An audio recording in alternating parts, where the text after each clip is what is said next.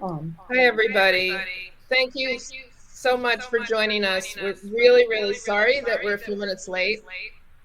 We were trying to deal with some tech issues. We, quite frankly, were not successful. So there is an echo. We didn't want to keep you all waiting any longer, and we're going on with the echo. I hope that you can bear with us. We will bear with each other on this, but it's an important conversation. We have an amazing panel, and we're really looking forward to this. My name is Joanne Mort. I'm a journalist and a poet, and I am a member of the National Steering Committee of a relatively new grassroots organization called Writers for Democratic Action.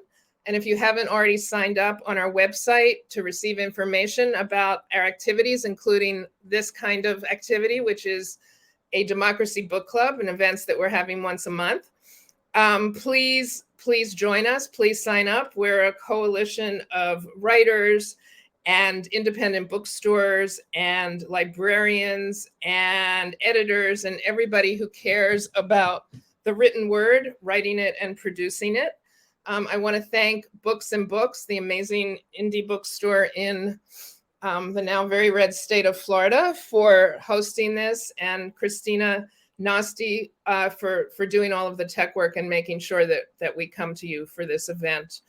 I'd like to introduce our panel of experts. We have Washington Post columnists. I'm only giving very short intros for everybody, so please Google for deeper intros.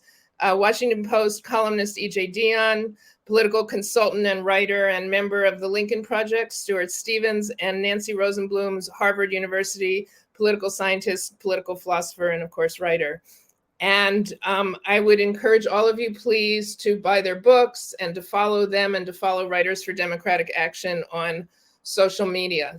I want to say that when we planned this event, we thought we'd be far enough out after Election Day to have a full and deep analysis of what happened. And for sure, we're going to be able to have a very interesting conversation for the next hour. But clearly, there's still some moving parts in the final result of the election.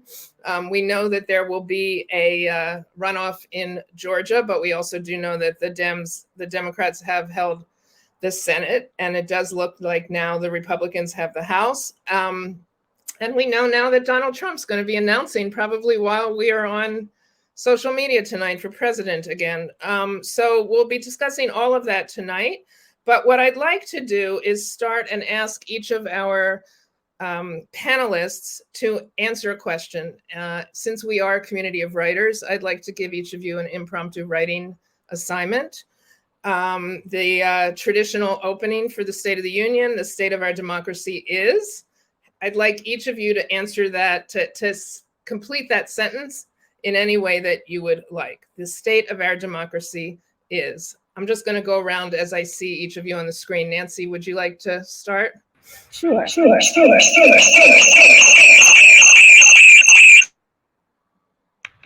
we start.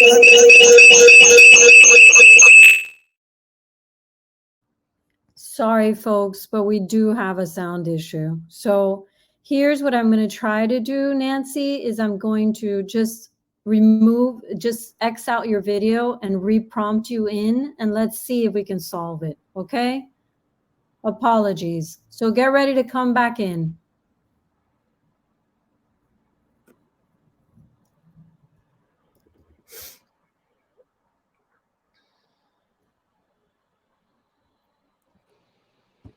EJ, you're muted. We're all muted at the moment, I believe. Is this echoing like that? Yeah, that works. Now we're okay. Okay. Well, should we continue and have Nancy? Yeah, Nancy, here we are. No, it still seems, it seems like it's Nancy. Nancy, are you sure that you're closed out of any open tabs on your computer? Like the only tab that you have open is this one.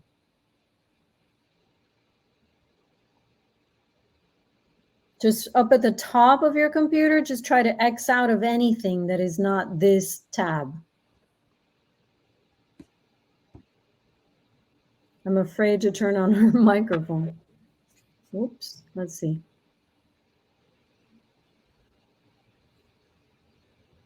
just for the sake of our good folk out there? Let me start. Well, Nancy. We start with you, EJ, and then go to Stuart. Yeah, I guess my answer to the question, the state of our democracy is pretty good. Under threat, under challenge. We haven't solved everything.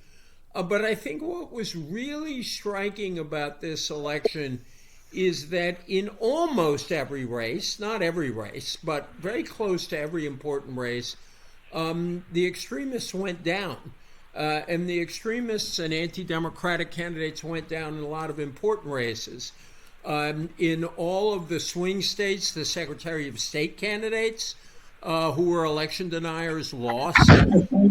In all of the swing states, the governorships were held by candidates who want to defend democracy.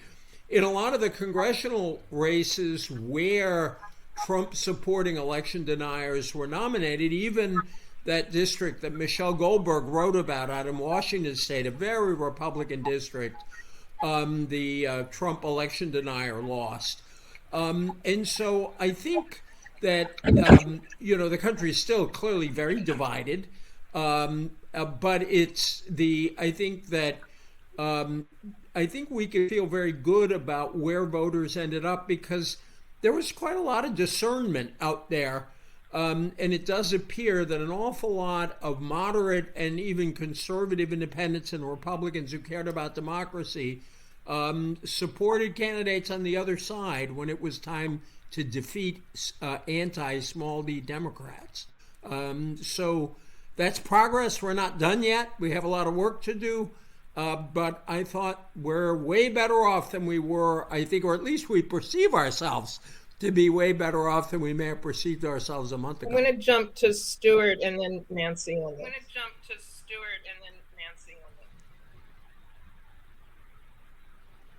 All right. Great. Well, first, thanks for asking me to do this. I completely disagree with EJ. I think it's very perilous. I think it's very perilous. I think we lose sight of the fact that Ron DeSantis is an election denier. He won't say that Donald Trump lost a legally elected, a legal, fair election. Greg Abbott won't say that Donald Trump lost a legal and fair election. In fact, I think there's a very short list, you can probably count them on one hand, of incumbent Republicans in Congress and the Senate, or recently elected, combined with incumbents, who will say that. So I think that's extraordinarily dangerous because it means that the 24 election, whoever is the nominee, I think it'll be Donald Trump, but it's unimaginable to foresee a Republican candidate winning who will assert that Joe Biden won a free and fair election. So for the first time, they're not going to be running against someone who's an incumbent in another party with a different philosophy. They're going to be running against an illegal occupier with the goal to restore democracy in their eyes. And once you play that out, you not only have a right to do whatever it takes to unseat this occupier, to some you have an obligation. And I think it's extraordinarily dangerous. And that the Republican Party has become an autocratic movement with all of the elements that are necessary for an autocratic movement to succeed. It has a backing of a political party. It has backings of financiers, Peter Thiel, unlimited money. It has a vast propaganda wing and Fox and all of that ecosystem. There is a very serious legal structure being developed to justify it. If Georgia's legislature passes a law that it can overturn the popular vote, when they overturn the popular vote, it's not going to be illegal. And they have shock troops. So that's what it takes. And I think we're in a very dangerous position. I'm very depressing, by the way.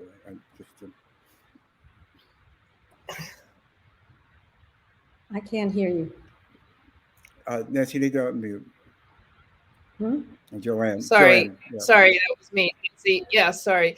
Fascinating, if depressing, but fascinating. And I think it gives you, Nancy, a great opening to see if you can Let me see what I can do. be Solomonic in this conversation. Let me see what I can do. I'm more inclined to agree with Stuart, but for a different reason. I think that if we start with the textbook definition of democracy, a system in which parties compete for the popular vote and winners don't execute or exile or jail their opposition and losers leave office alone, that election is a regulated rivalry. And on that definition, as a result of this election at least, the state of our democracy is unnerving, but you can put your copy of How Democracies Die back on the shelf for now. And because I think that this election, the violence didn't materialize, and I won't go over all the sort of results that you two did. There was a surge of animated voters, including young voters, as if it were a presidential election, and they saw this election as credible. And there were ballot initiatives in the states that to expand the conditions of fair voting. I think we can say that the Republicans didn't succeed in making their election voter-proof, which was one of their ambitions, and that there was a sort of move towards moderation. If by moderation you mean not blowing up the system, I think that there's been no wave of Republican officials who change, as you were saying, their silence about January 6th. They still condone it. Pence, who was a target for hanging, was hardly very forceful when he said that Trump's words were reckless. The Republicans don't even pretend to be appalled at the maniacal hammer to the head of Nancy Pelosi's husband. There's been no wave of accusation at Trump for disfiguring the party. Still, I think that Biden was probably right to say it was a good day for democracy, and that Tom Frieden put it best when he said you can hold off moving to Canada. But there's a but, and the big but is that democracy is not just about elections in which losers concede. That American democracy, as we know it or aspire to it, and most good European democracies consider themselves to be liberal democracies. And I think liberal democracy is in a very serious state of backsliding. That's where I think the vulnerability is. And a liberal democracy is just a new name for an old phenomenon where you have democratic elections, but where a major party is committed to overturning constitutional rights and liberties, and controlling courts, and much more. And when I say liberal democracy, I don't mean progressive versus conservative. I mean a capital L, liberal democracy, in which there are entrenched rights. And I think that it's more than just Stuart's problem about attacking elections. It's what you do if you win office in these elections. And I think that the Republican leadership is committed to altering foundational constitutional civil rights. There's a revolt against religious pluralism. There's a disregard for the conditions, basic conditions of racial equality. There are dangerous attacks on LGBTQ, criminalizing treatment, for example, a flat out rejection of cultural pluralism. Just ask a teacher about curriculum in school. Yeah, that's a great, if you don't mind, I'd love to, you put so much out there. I'd like to sort of unpack some of it. I want to, I think, combine some of what you and Stuart both said, and then EJ also, of course, ask you to come into this too. But the pieces, there are three pieces of what you all said that I'd like to pull out, actually 4 pieces. One is, Stuart, I'm intrigued by what you talked about in terms of creating legal strategy. I think that's something that we're probably not all paying enough attention to in terms of what can be done, especially now with a split House nationally and with in terms of the House of Representatives and the Senate. But we know we have to watch state houses and what's happening locally. So if you could elaborate on that a little bit, that's one thing. You can all pick. I'm going to throw out a few things and then you guys can pick and choose. So that's one thing. Secondly, Fox News. When you mentioned Fox News, one of the things that I was hoping that you would talk to us about also, Stuart, is the role of narrative and story creation in what the Lincoln Project is doing. And I think for many of us who are progressives, we see Fox News as a monolith, and we saw it as, okay, it's supporting Trump. Now we're okay. If it's moving to DeSantis, we're okay. But of course, we're not okay. So we need to think about that too. What are the mechanisms of the role of certainly Fox News and the entire Murdoch empire and others, social media? Obviously, we now have Twitter in the mix, and what has now become commonplace in calling fake news.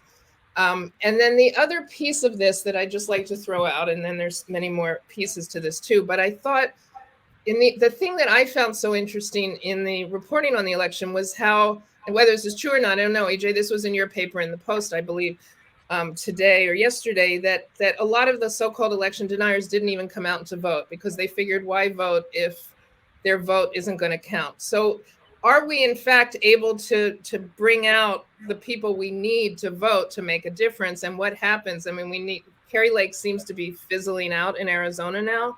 She's trying to figure out what to do, but it looks like she's not going to be able to deny in a forceful way that the election was, quote, rigged, according to her.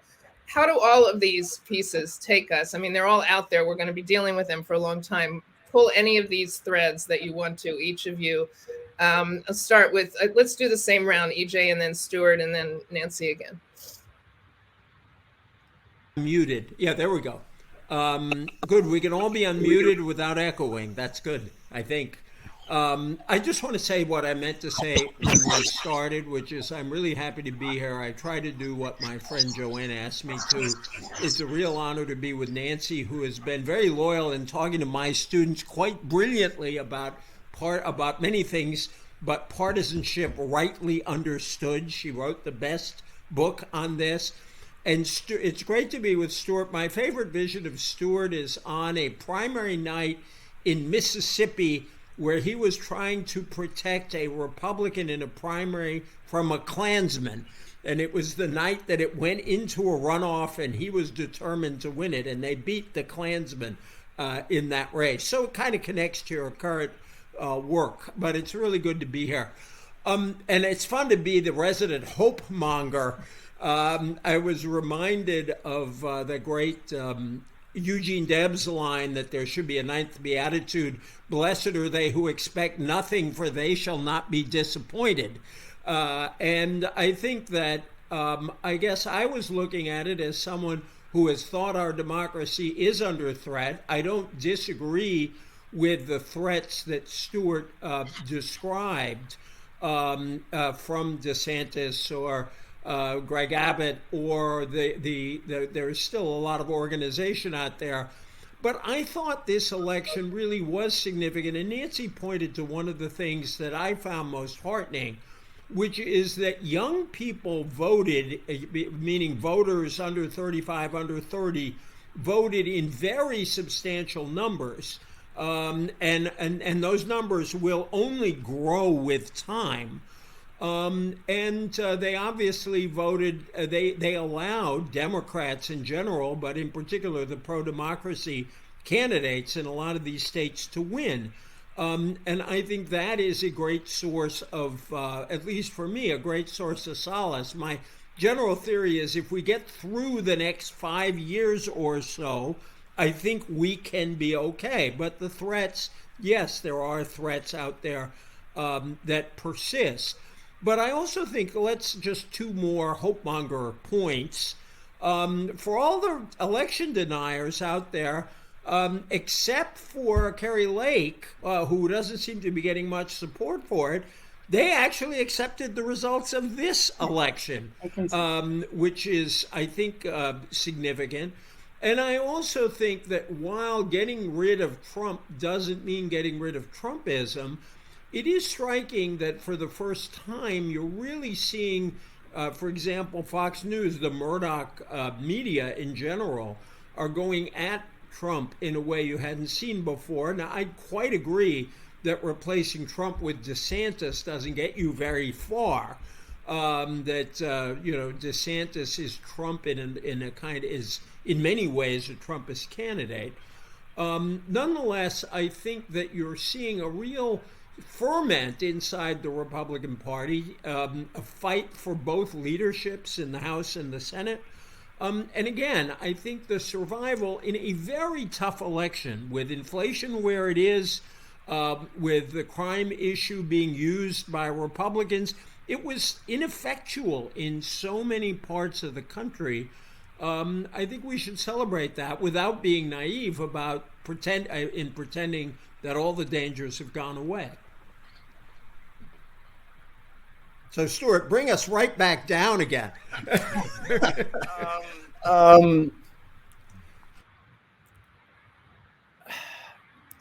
Look, I play this out.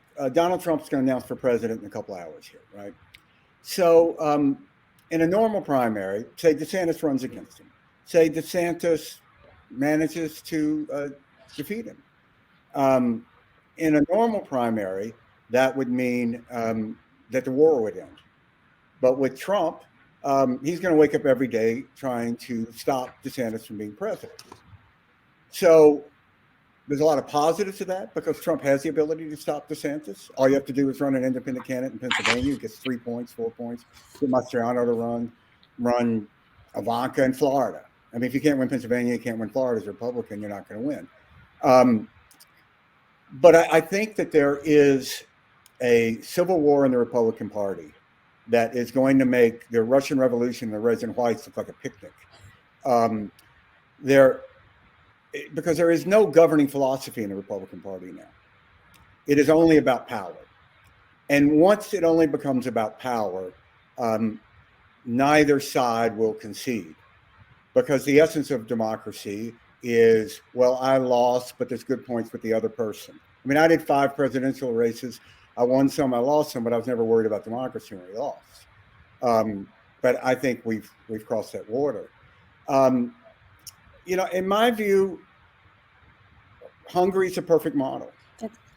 And there's a reason why Republicans have gone to Hungary. And the only reason that Murdoch or any of these people are ostensibly walking away from Trump is because they think Trump can't win. Not because they're abandoning any of the goals. And DeSantis, I think, in many ways is more dangerous than Trump. So, look, we have a world in which the majority of one of the 2 major parties of the world's only superpower believes that we don't live in a democracy. And I don't know how that ends. I think you have to ask yourself, how long is it going to be till a Republican will be nominated for president who will assert that the 2020 election was a free and fair election? I can't see it in 24. I can't see it in 28. Maybe the best hope is 32. So I think the greatest danger is not to recognize the greatest danger. And one of the elements that autocracies always use to their benefit is the inability to imagine them. Just as Donald Trump benefited from the inability to imagine Donald Trump. No one in the Republican Party, the reason all those candidates in 2016 tried to kill each other and not Donald Trump is because they all thought all he had to do was get one-on-one with Donald Trump and we're going to win. Because the Republican Party is not going to nominate a guy that talks in public about having sex with his daughter. I mean, it's ridiculous. It's not. But it did. And then after particularly the Access Hollywood tape, I think a lot of people just assumed Clinton was going to win. I think that's one of the factors. I think she left a lot of votes on the table. So I don't know anybody in the Republican Party who is capable of leading a anti-autocratic movement. So Liz Cheney, she's no longer really in the Republican Party. You know, they drummed a Cheney out, a Cheney. So I don't see any center of gravity to stop it. And I think when that happens, it only accelerates until there's an intervening force. And every time Republicans have had a chance to stop Trump, they've not. All they had to do was vote to convict him. They didn't. So I look at all these people I work for, and for the most part, some exceptions, but for the most part, they just fail the moment. So, you know, my good friend Rob Portman, you know, love the guy, but he endorsed J.D. Vance. So where does that end? I don't know. You just have to defeat these people, which is why in the Lincoln Project, that's all we're focused on, is defeating them.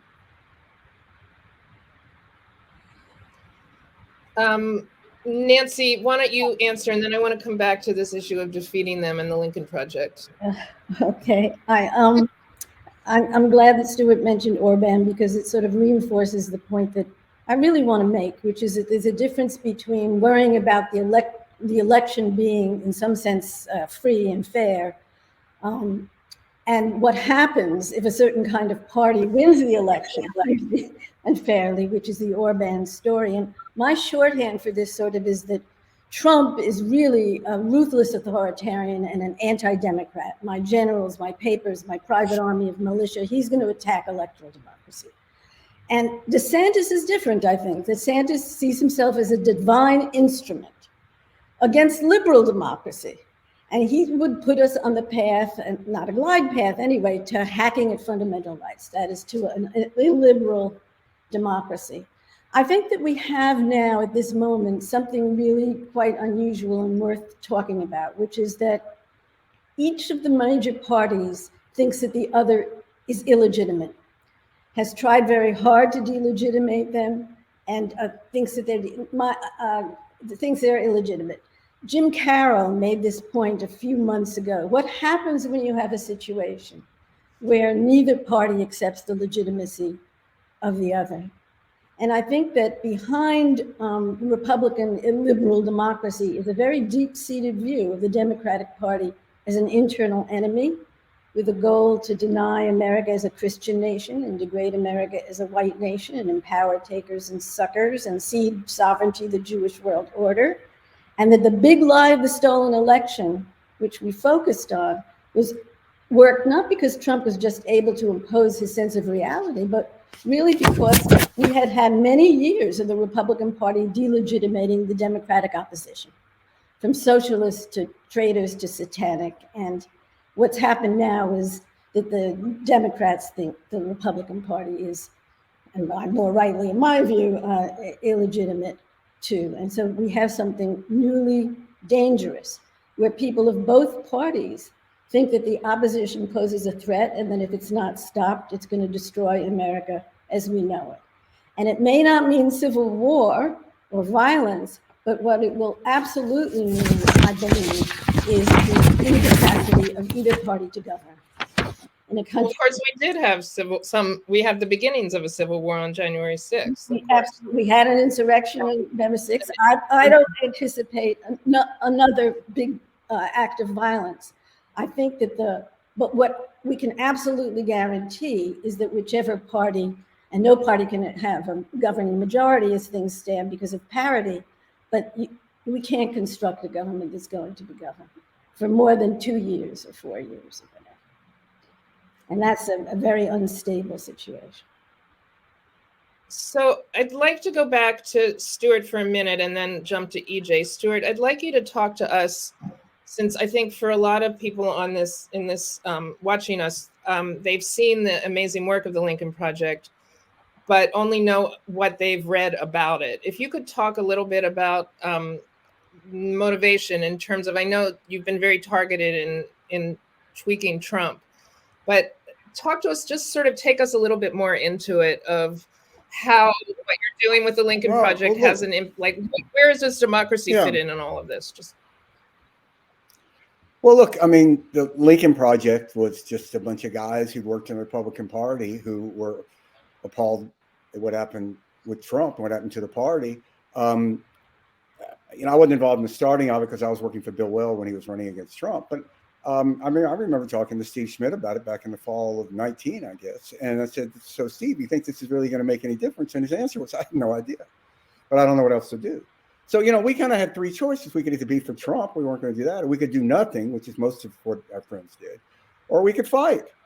And, there's some stuff we're good at, so use what we know how to do and fight. I mean, I think a lot of fights you get in, not because you think you're going to win, but you get in them because you need to fight. And this was one of them. That's really it. It's really not any more complicated than that. There clearly was a need for the Lincoln Project. It is a phenomenon. It's now has more social media followers than the DNC or RNC. There's over $3 billion were spent in the 2020 election. And the little pittance that the Lincoln Project spent, they were the only organization that Trump tried to have the Justice Department shut down. I know we had a huge impact in getting his campaign manager fired. And the campaign never really recovered from that. you read Pence's book, and it's apparent that Donald Trump didn't know that Pence had the authority under the Constitution or the role under the Constitution on January 6th until we made an ad about it. Because we knew that Donald Trump didn't know this shit. I mean, of course he didn't. So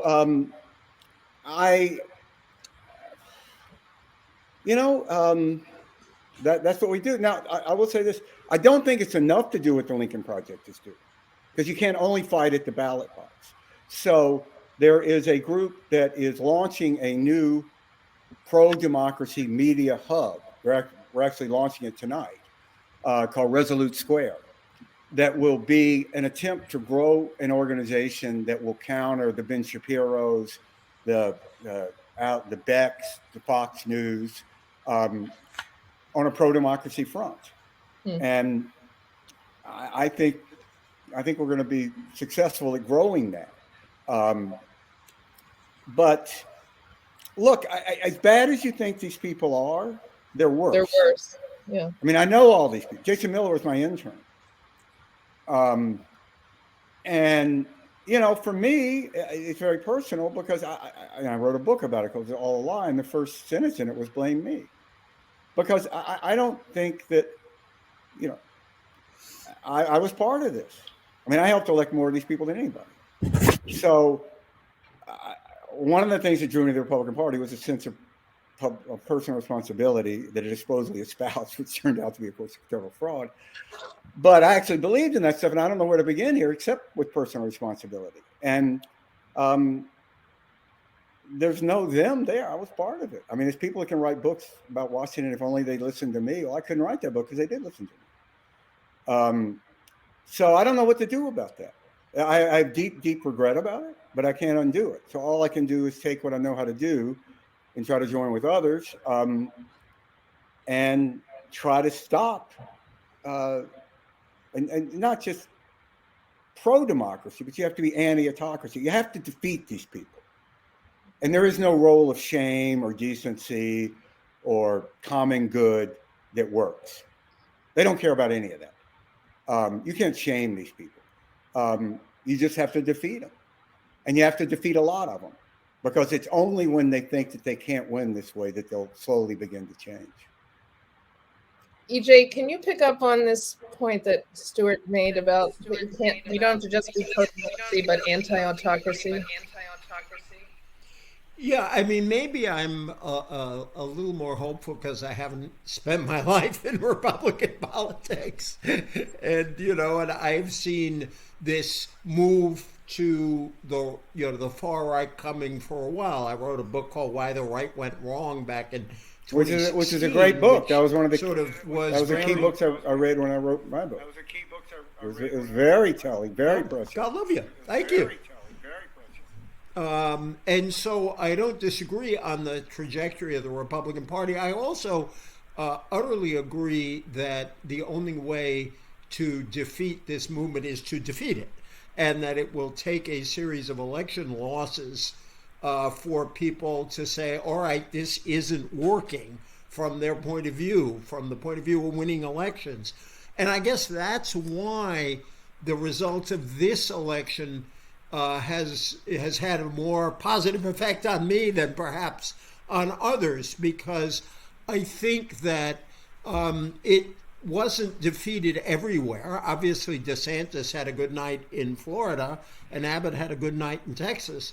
But in all of the places that Republicans need to win, with the exception of Ron Johnson's narrow victory in Wisconsin, which is not unimportant, but in all these governorships and in all these other races in the swing places, the voters said no to the kinds of the kinds of Republicans who most represent this. The Republicans who tended to do better, like DeWine in Ohio or Kemp, and I say this as somebody who would like to see Stacey Abrams as governor of Georgia, but Kemp did directly take on Trump, even if he also signed a very bad voting law in Georgia.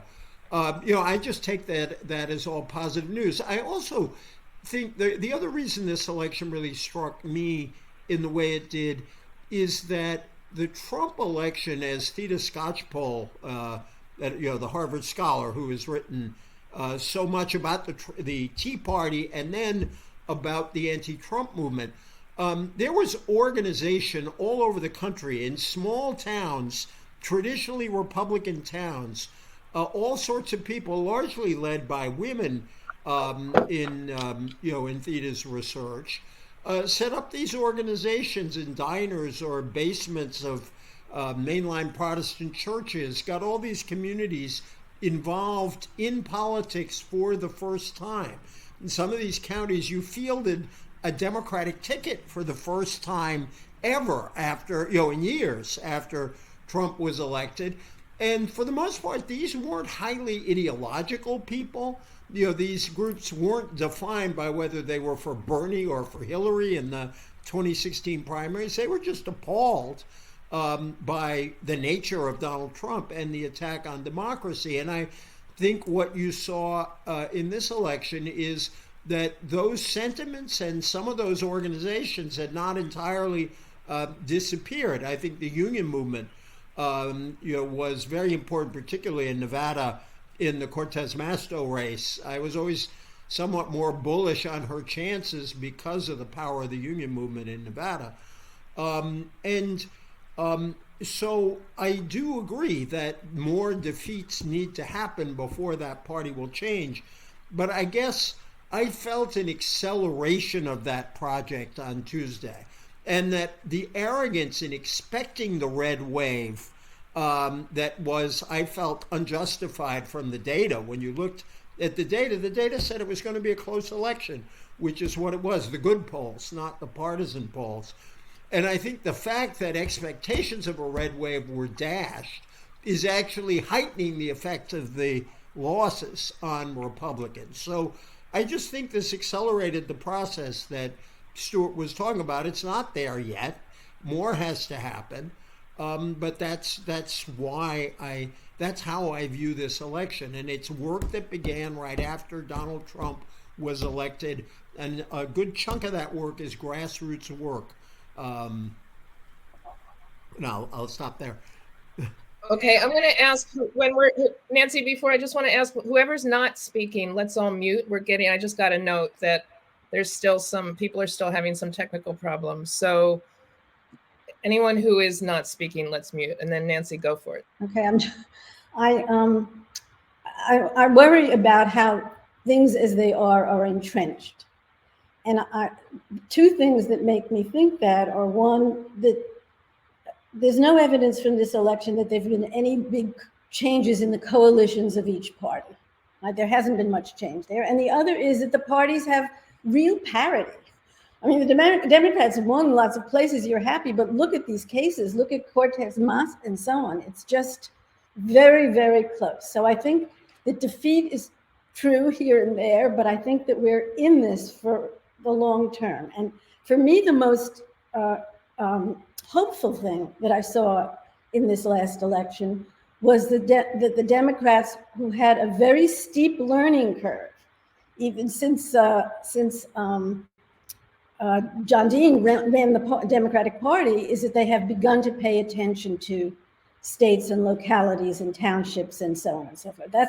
That's the most impressive thing for me. And if that can be kept up and that can be their focus, then there can be more and more, perhaps chipping away at the parity. And I wonder if people want to talk a little bit about where we are now. I mean, 2024 has begun already. What do we think is going to happen? And 2024 is not just a presidential election, right? There's Congress up. And EJ, you can tell me if I'm right in my numbers here, but if I calculate correctly, there are going to be twice as many Democrat Senate seats up as Republicans for re-election. So I think that this could be a very tough presidential and congressional race. And I hope it's true that the Republicans will be furiously fighting amongst themselves. But at this point, it seems to me, I wonder what you think, that Trump has to be favored. And I think that as a result of this, Biden is now very likely to run with no major challengers. And if he runs, primaries would weaken him and Democratic challengers wouldn't want to do that. So I wonder what you think about this 2024, which is happening already. Well, I mean, honestly,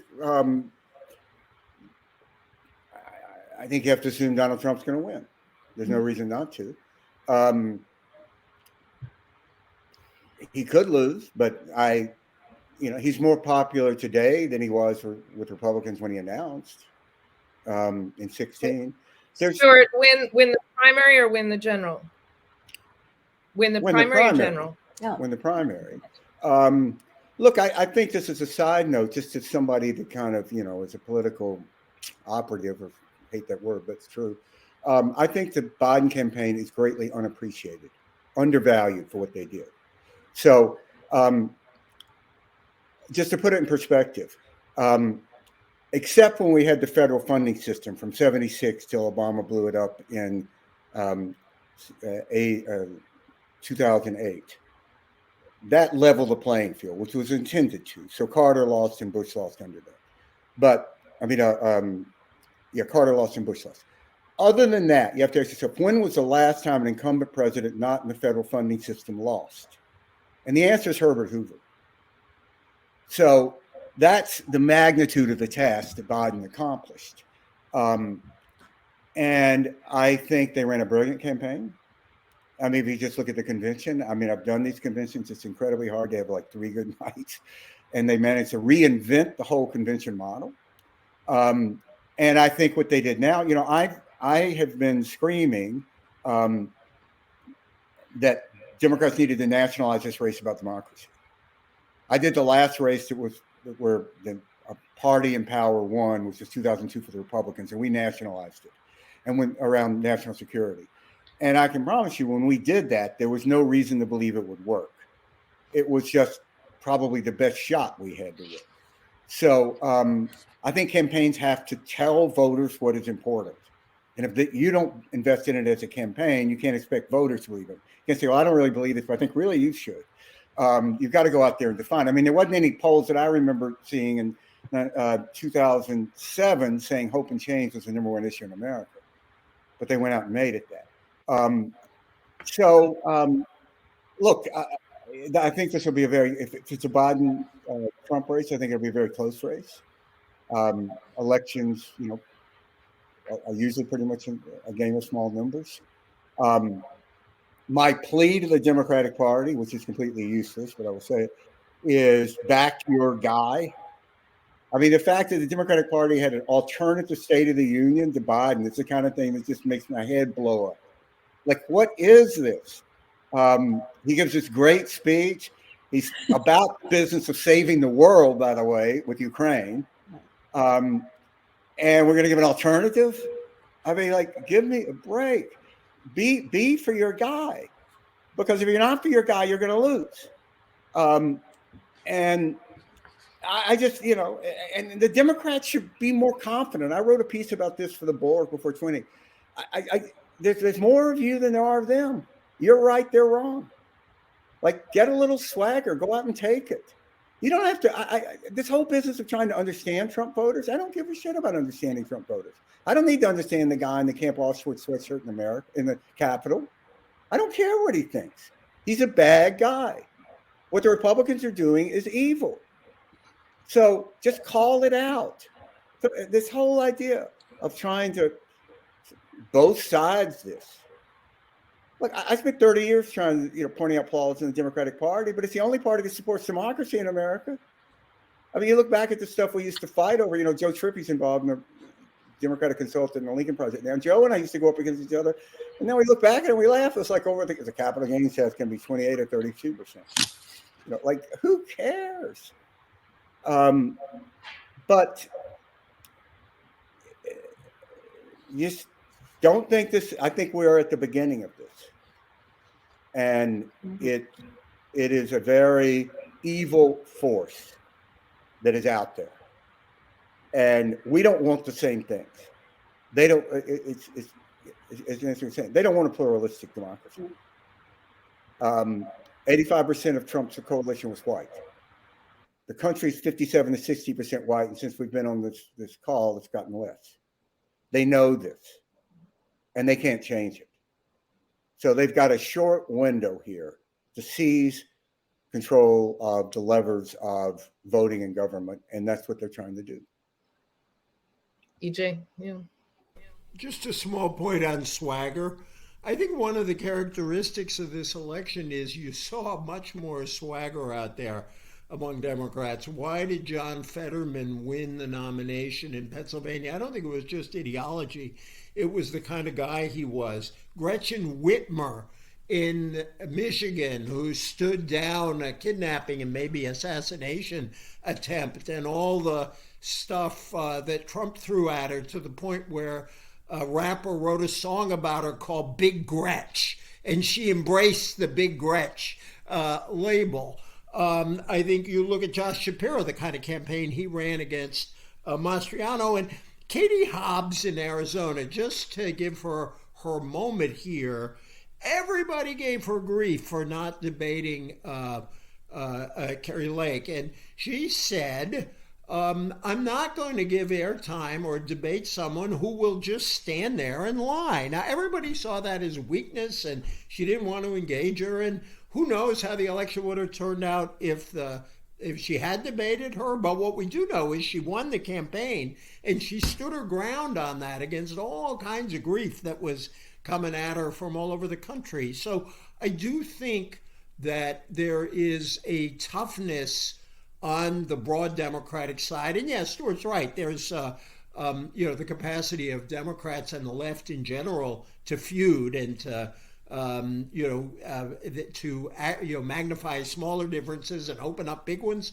That's been there for a long time. But I think that the nature of this fight has really toughened a lot of people up because the stakes are high. And Democratic consultants said, why should all these Republicans in the Lincoln Project get credit for doing tough ads? We're going to make some pretty damn tough ads ourselves. And I think you saw a lot of that out there this time. Let me just say one thing on this subject, because this is said a lot, that, the Lincoln Project really make tougher ads. It's really not a fair thing to say, because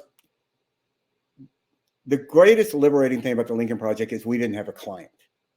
So if we went too far, in a campaign, if you make an ad saying your opponent's a liar, if your candidate gets asked, do you think your opponent's a liar? The candidate better damn well say yes. So we didn't have to worry about that, right? I mean, we could put a billboard up mocking Ivanka and Jared in Times Square, and no one's going to go, hey, Joe Biden, what about these guys? And it's very, very liberating. And when you're working for a candidate, you have a different responsibility. So, people say, how come the Democrats aren't good at this? I've been in the other side of it, where we've only won the popular vote once since '88. So they seem to be doing something pretty well. Anyway, I just, what we do is different. And because we're a one issue organization, we're a pro-democracy organization. We support. I was going to say, you do have a client. EJ, you're muted. We didn't hear what you said, but your client is democracy in essence. That's it. Yeah, we don't have any we don't have any corporate money. We don't have any political support from parties. It's truly a citizens organization. And when you have that, it frees you up to do what you perceive as most effective, not what you have to do for a constituency. And that's a lot easier. I guess I just said it that way because it was the Lincoln Project guy saying the Democrats should toughen up. But I think we think that. We agree with that. They've run tough campaigns in the past against your candidates back in the day. But I think that there is just this general sense that in this fight, it requires an attitude that, I would much rather have, as Nancy was suggesting, a less hostile form of politics. Most of us would. But in this climate, I think you're seeing people rise to the fight in a way that's often underestimated. When Stuart said it's easy to have no candidate, I remember Democrats in the days when they were running behind Bush saying, the generic Democrat, i.e. no name, was running ahead of Bush. Why can't we nominate the generic Democrat? So it is always easier not to have a flawed human being, since we're all flawed, to have to deal with. Could we have about, I'd say maybe 15 minutes to finish. So let me, as we got a little bit of a late start, but let me ask us to go back to this question of, we have the issues about democracy. We have the legal issues. We know there's going to be more money flooding the system. We have new forms of communications that have evolved and are evolving in the social media, which, as we know, is changing by the minute. What are the tools? And EJ, you mentioned unions. There's no question, I think, that we would probably all agree that without the Culinary Workers Union, Nevada would not be in Democratic hands at the moment. What are the mediating forces out there that we can be spending more time with, more attention to? We know there are going to be more Supreme Court rulings that will mobilize a Democratic base and a Republican base. Citizens United is not going away. What should we be looking at to create some of the mediating pieces here? And EJ, maybe also talk a little bit about, your last book around changes in the electoral system and what needs to be done in terms of voters. We know there's a huge wave out there in terms of voter protection issues. What should we be doing there? Let's sort of really hit all these big points as we do a final round. Well, can I just say, since this is a Writers for Democracy group, I have been struck that the rise of Trump, I've been saying the last 6 years have been brought to you by the philosopher Joni Mitchell. You don't know what you got till it's gone, as she sang. And I have been struck that an awful lot of writers have stepped up to take the preservation of democracy seriously as an area of study. People like Nancy have worried about this, have made their professional lives thinking about democracy. But when you think of most recently Jen Purdy or Ziblatt Levitsky or Timothy Snyder or my friends Norm Ornstein, Tom Mann, there are a lot of, and I'm just scratching the surface, from a variety of points of view, Bill Galston and Yasha Monk. There are all kinds of people from left to right, or left to center, really, who really took the preservation of democracy seriously. And I don't think we should underestimate the role that that conversation has, that writers can influence the broader conversation. So I think that's a positive thing. I think in terms of the electoral system, take a look at what groups like the Brennan Center have done to try to call attention to the need for reforms to make ballot access easier. And in our book, 100% Democracy, my co-author, Miles Rappaport, and I made the point that when you looked at 2020, that was actually an extraordinary victory for democracy in terms of the system. And the system was reformed more than it's been in a long time, because election officials, and in some cases state legislators, changed the laws or the practices to make it a lot easier for everyone to vote in a pandemic.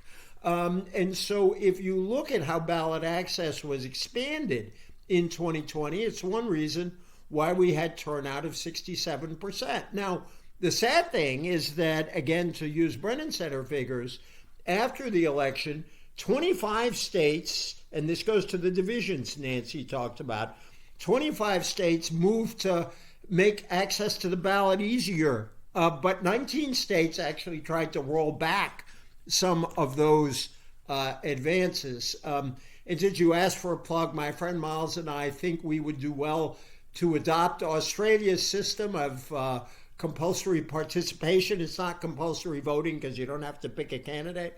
But I'll argue that another day. But I think that 2020 showed there was a hunger in the country for making it easier to vote. And when it was made easier to vote, and with stakes very high, turnout went way up. Now, it went up on the Trump side too, but it went up even more on the anti-Trump side.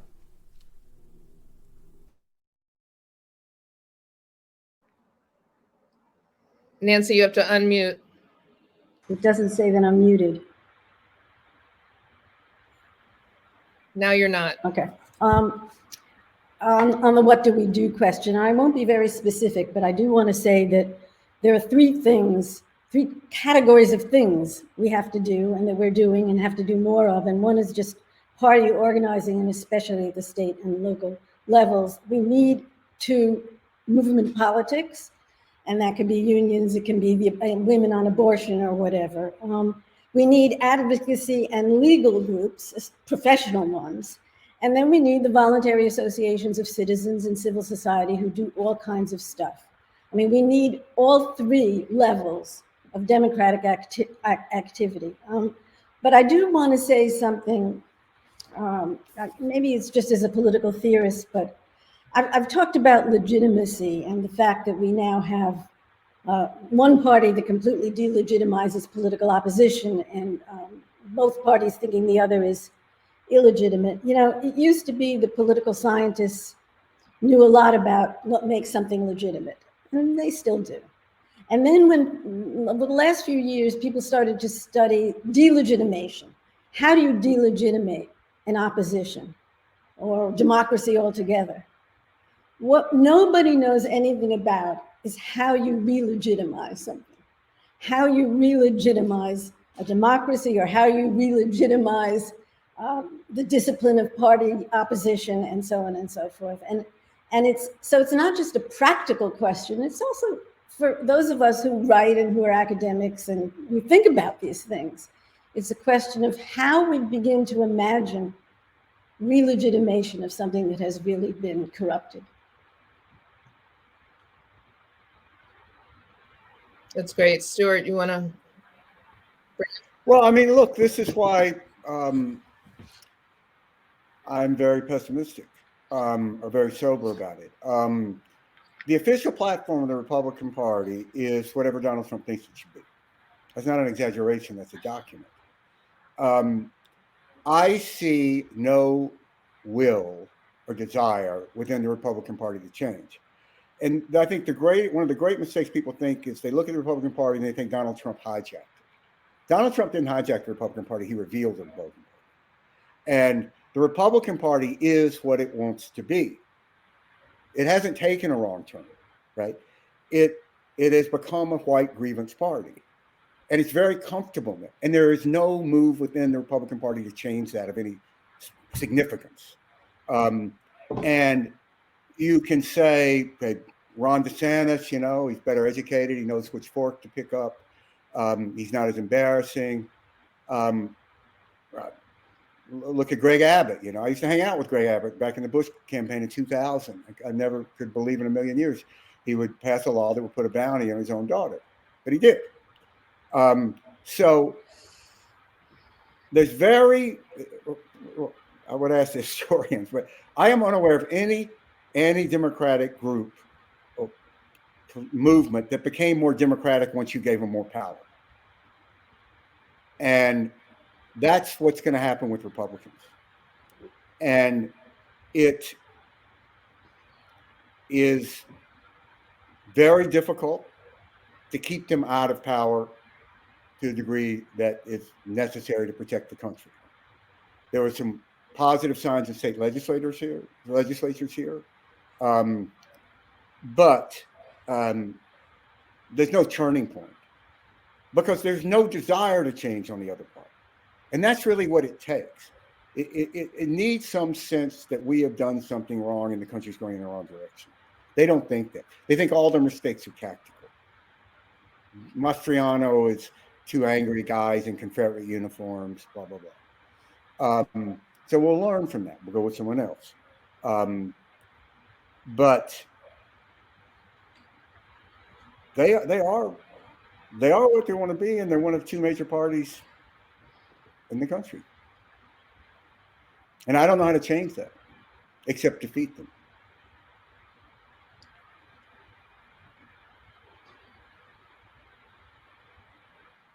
Nancy, you opened your mouth. Did you want to say something? We have, I think, let's do one very quick, 2 more minutes here if everyone's. I was just going to ask the group. The 2024 has started, as I've said, but we do have 2 years of a lame duck several months of a lame duck period. And what would you hope that the Democrats could do during this time? And I can think of 5 or 6 things that might be done that would be really helpful to do. For one thing, the January 6th committee could send all of its stuff over to the Justice Department and even to the Senate, and they could codify same-sex marriage, and they could pass the Electoral Count Act, and they could accelerate judicial appointments.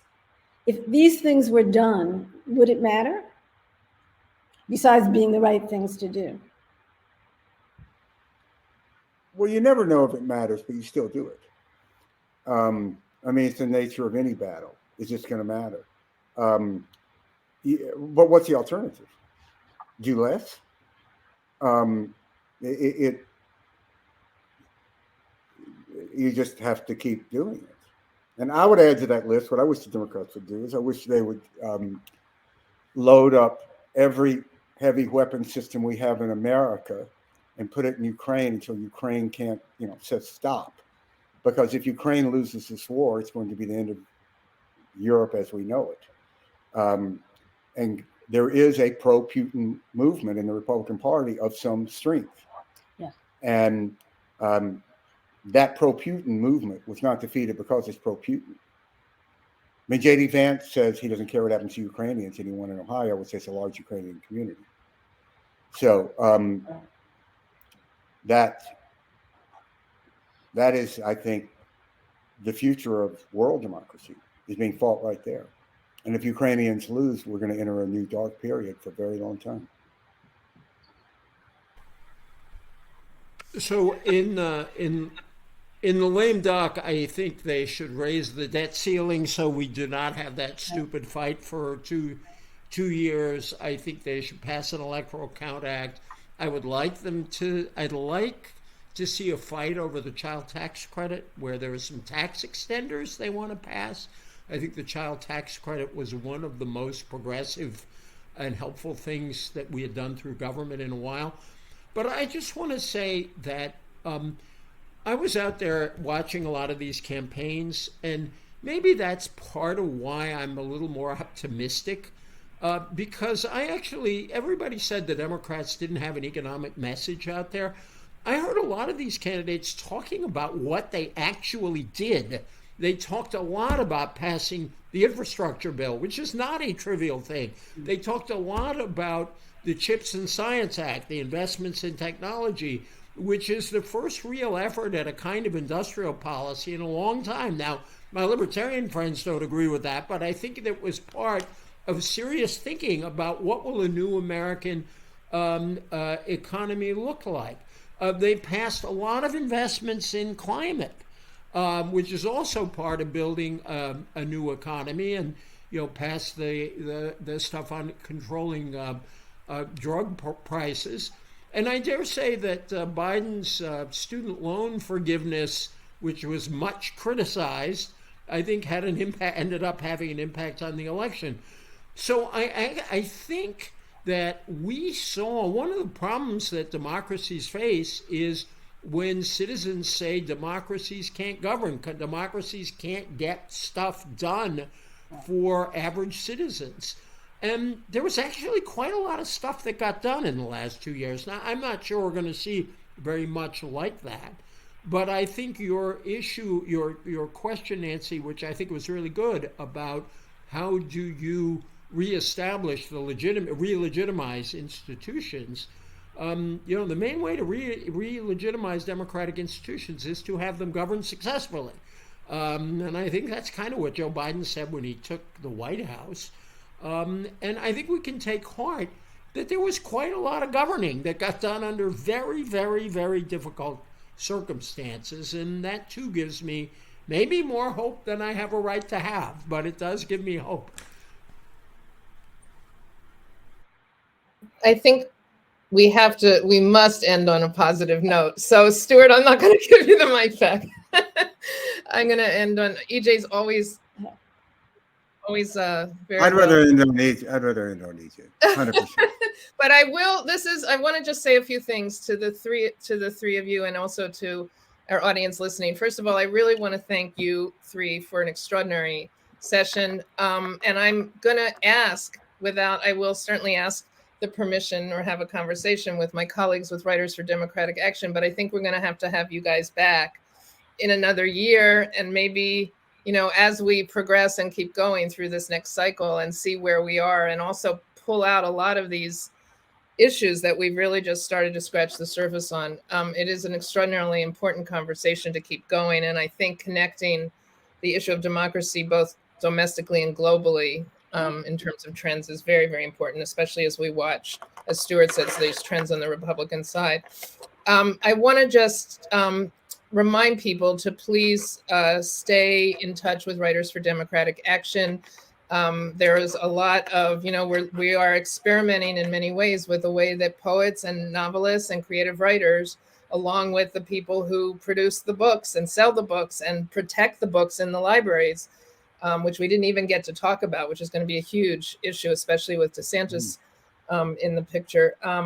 We're building a strong alliance with libraries right now as part of what our efforts are. And so please stay in touch with us. Please sign up on our website. And if you are so inclined, we do have a fun little project going called Write a Sentence for Democracy, about democracy, 40 words or less. Write your sentence. We'll post it on the website. You'll see that I believe we start with Margaret Atwood as the first purveyor of democracy. And I want to also apologize to the audience, thank them for being patient with the tech issues, and apologize that we weren't able to get to any of their questions due to the tech issues. But thank you again. Thanks so much to the three of you. It was really terrific. And thank you, Dionne. Bye-bye. Bye-bye.